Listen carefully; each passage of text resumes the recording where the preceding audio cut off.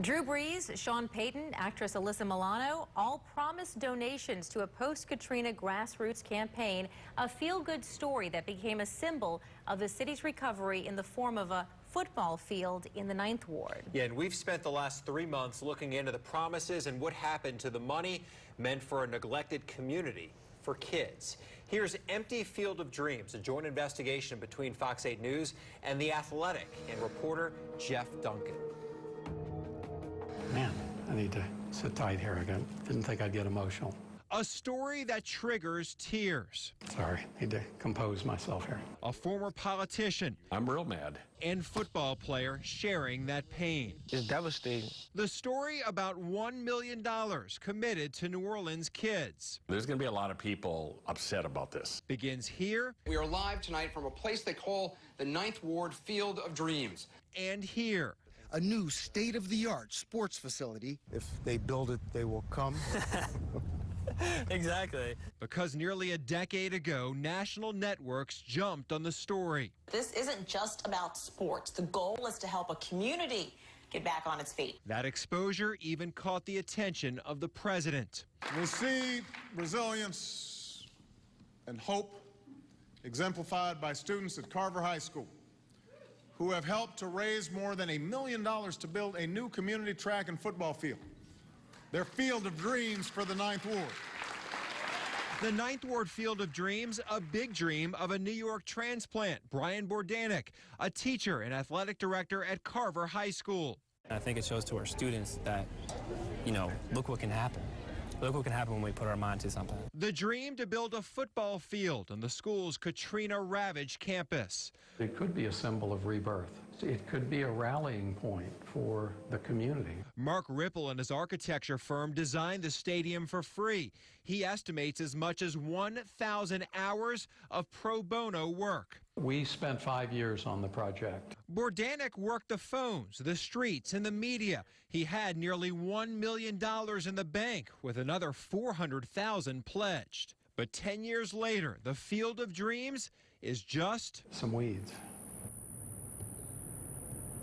It's an empty lot. With a nearly empty bank account. Knowing what could have been for, $1 million of costs, what that community could have had, it's infuriating. After Bordanek started raising money, he formed a nonprofit. He was president of the 9th Ward Field of Dreams.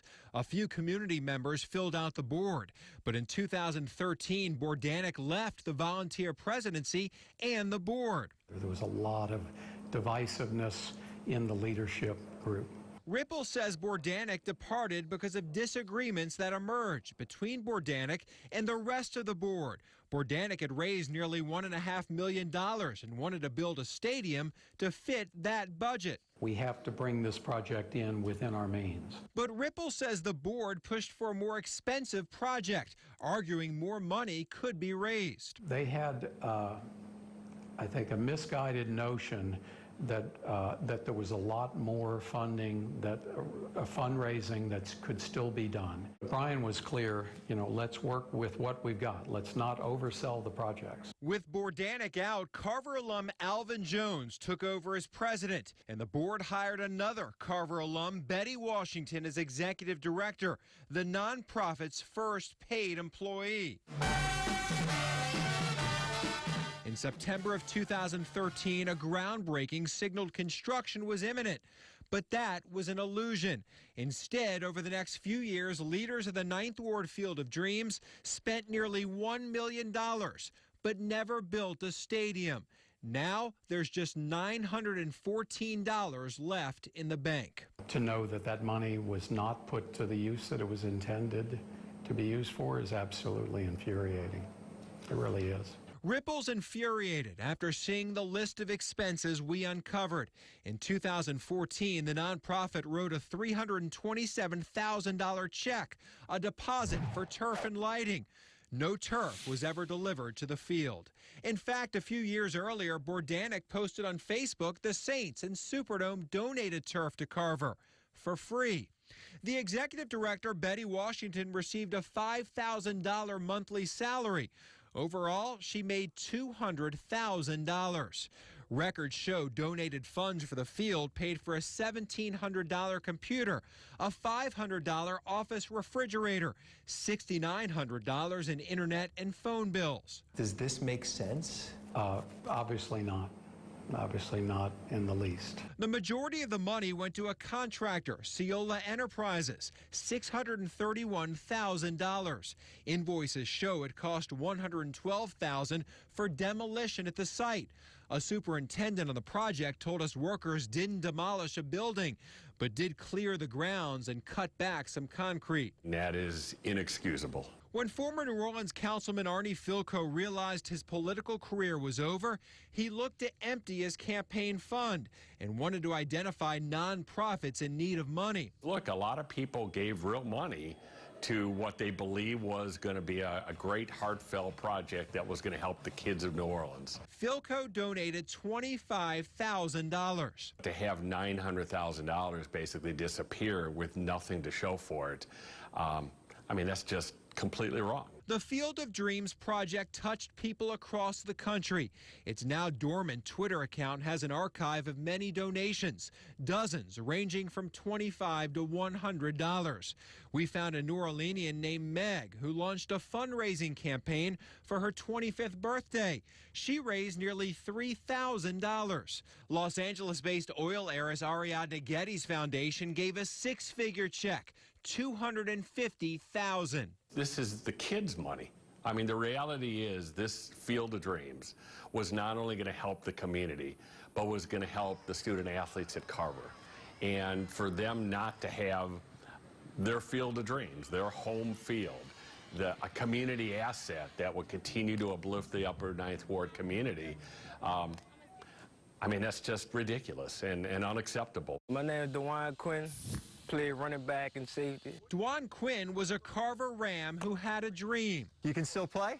Yes, indeed. Quinn graduated from Carver in 2016. We never had a good, stadium or facility since Katrina, and to bring that back, that would mean a step in the next direction. Quinn says nonprofit leaders promised the field would be open in 2017, a year after his graduation. It's heartbreaking that we thought we were so close after all these years, and still no results. He wants answers about the nearly $1 million in donations now gone. It's like a slap in the face, at least until everybody that donated. That slap in the face forces Mark Ripple to fight back tears. It's tough. Why? It's tough. Man, didn't think I'd get emotional 10 years later. I think knowing what could have been. Ripple is a partner at the state's largest architecture firm, which has designed schools, museums, hotels, theaters. It's the only thing in my life I've ever walked away from. Any project? Any project. I've never resigned from a project. This is the only one. And of course, what's ironic is it's the one that meant the most to me. It meant the most to me emotionally because of what it represented. Yeah, just something near and dear to my heart. An ambitious dream backed by generous donors, all trying to revive a Katrina-damaged neighborhood. 10 years ago, networks labeled it a national success story. But in reality, these kids received empty promises and an empty field of dreams. This really upsets you. Yeah. You put a lot into this. Yeah. Are you mad or more just upset? I think it's,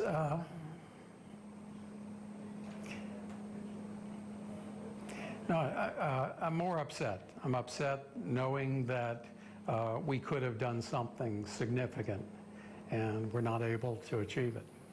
I'm upset for the school and, for the kids that should have had it. Those kids deserve that field. Absolutely. The Ninth Ward Field of Dreams board declined to comment on this story. Betty Washington wouldn't agree to talk on camera, but told us by email in part, I wish that you would consider doing a human interest story on the project as it is worthwhile and needed in this community. Brian Bordanik also refused an interview, but in a statement wrote in part, the initial coalition assembled is something I'll always consider a great luck in my life. Unfortunately, complex community dynamics got in the way and prevented us from doing what we set out to do.